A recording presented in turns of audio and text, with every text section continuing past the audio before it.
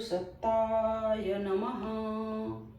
परम पूज्य गुरुदेव वेद मूर्ति तपोनिष्ठ पंडित श्री राम शर्मा आचार्य वाङ्मय रामायण की प्रगतिशील प्रेरणाएं। आइए पढ़ते हैं, सुनते हैं और समझने का प्रयास करते हैं। गायत्री मंत्र हमारे साथ साथ। ओम भूर्भुवः स्वाहा तत्सवितुर्वरेण्यं भर्गो देवस्य धीमहि धियो यो नः प्रचोदयात्। त्वदीयं वस्तु गोविन्द तुभ्यमेव समर्पये, तुभ्यमेव समर्पये। नारी का श्रद्धेय स्वरूप। संसार में जितने भी प्रतिभाशाली लोक सेवी संत और महापुरुष हुए हैं, उनके निर्माण में उनकी माता का ही मुख्य योगदान रहा है। इस तथ्य को तो सभी स्वीकार करते हैं कि बच्चे माता पिता की प्रतिकृति होते हैं। माता पिता के व्यक्तित्व की छाप बच्चों पर अनिवार्य रूप से पड़ती है। उसमें भी माँ के व्यक्तित्व का प्रभाव तो और भी अधिक पड़ता है, क्योंकि बच्चा जन्म लेने के बाद से किशोर होने, थोड़ा समझदार होने तक माँ के सानिध्य में ही रहता है। एकदम शिशु अवस्था में तो उसका पूरा समय माँ के संरक्षण, सानिध्य, सामीप्य में ही बीतता है। मनः शास्त्रियों के अनुसार उसकी आयु में बच्चे के व्यक्तित्व की आधारभूमि निर्मित होती है। इसलिए विकसित, सुयोग्य और संस्कारवान व्यक्तित्व के निर्माण में सुयोग्य और सक्षम माता ही समर्थ है।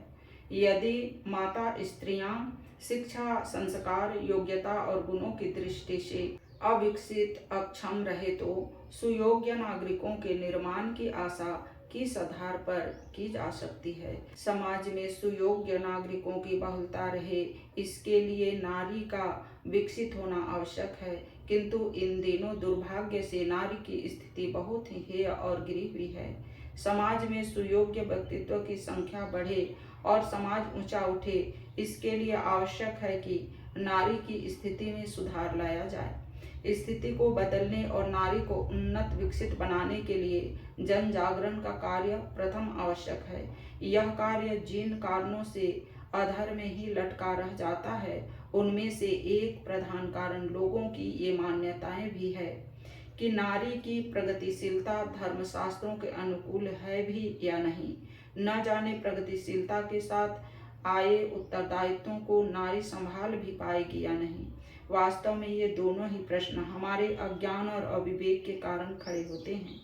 यदि हम अपने गौरवमय इतिहास को देखें तो हमारी यह दोनों शंकाएं बिल्कुल निर्मूल और निरर्थक सिद्ध होगी। राम राज्य आदर्श सामाजिक व्यवस्था के रूप में हमेशा से स्वीकार किया जाता रहा है। मात्र उसी के घटनाक्रमों पर प्रधान देने से यह बोध होता है कि नारी हर क्षेत्र में तथा हर स्तर पर पुरुष की तरह सक्रिय और सफल रही है। मजे की बात यह है कि धार्मिक, आध्यात्मिक क्षेत्र के व्यक्ति ही नर नारी के बीच अधिक भेद मानने का आग्रह करते हैं, जबकि उस स्तर पर सारे सांसारिक भेद भी समाप्त हो जाते हैं। सारा विश्व ईश्वर का ही रूप है और उसने अपने आप को नर और नारी दोनों ही रूपों में समान रूप से व्यक्त किया है। गोस्वामी तुलसीदास जी रामचरितमानस प्रारंभ करते हुए भगवान के विराट रूप इस विश्व की वंदना करते हुए लिखते हैं।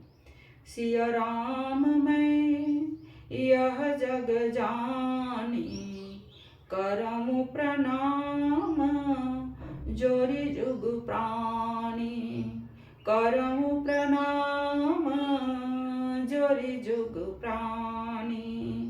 सियावर रामचंद्र भज जय शरणम, जय जय सिया राम शंकर हरि ओम।